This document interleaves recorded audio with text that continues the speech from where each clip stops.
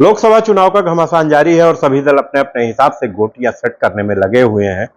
तो प्रतापगढ़ जो रजवाड़ों का जिला रहा है, वहां के राजे रजवाड़े अभी मौन धारण किए हैं और स्थिति पर नजर बनाए हुए हैं। देखने वाली बात होगी कि आगे उनका क्या डिसीजन होता है।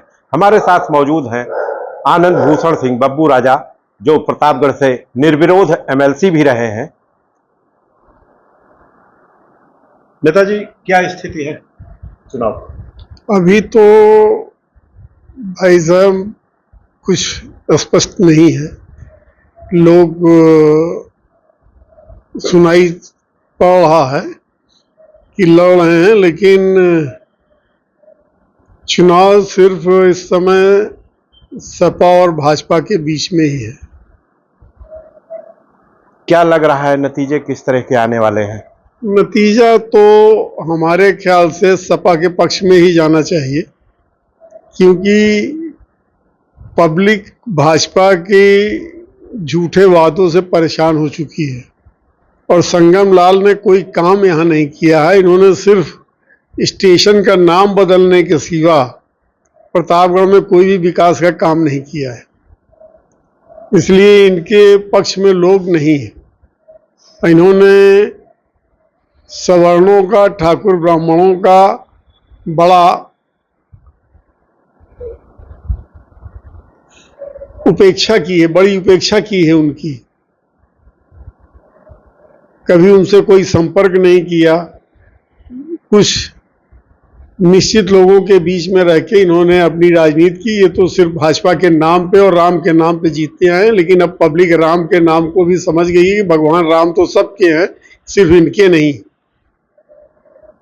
अभी एक बड़ा बवाल चल रहा है, खासतौर से राजपूत आंदोलित हैं।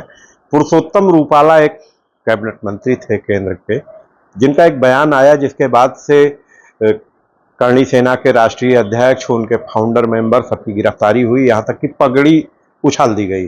औरतों ने जौहर करने के लिए ऐलान कर दिया। ये तो हम लोगों के लिए बड़ी शर्मनाक बात है जो रूपाला जी ने कही है, और जो हमारे राजपूत छत्राणियों के बारे में उन्होंने कहा है। हमारे यहाँ की राजपूत छत्राणियाँ हमेशा जौहर की हैं अपने सम्मान के लिए, अपने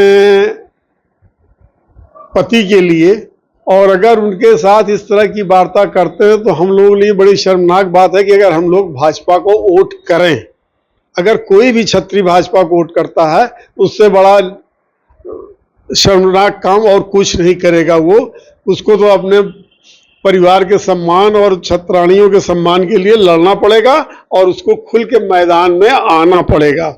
चाहे जितनी गर्मी हो, उतनी ही गर्मी के साथ अब की बार चुनाव में छत्रियों को उतरना होगा कि इनका विरोध किया जाए। इस मामले का कितना असर पड़ेगा कितने राज्यों में? मनोज भाई, इसका तो असर आप ये समझ लीजिए कि जब शुरू हुआ है गुजरात से, तो ये राजस्थान, मध्य प्रदेश होते हुए उत्तर प्रदेश में भी चला आया है। और जहाँ जहाँ राजपूत इसको सुनेगा, वो राजपूत का खून खोलेगा और वो अपनी तैयारी करेगा। तो ये थे प्रतापगढ़ के पूर्व एमएलसी बब्बू राजा। इनका कुछ कहना है, आपने खुद सुना।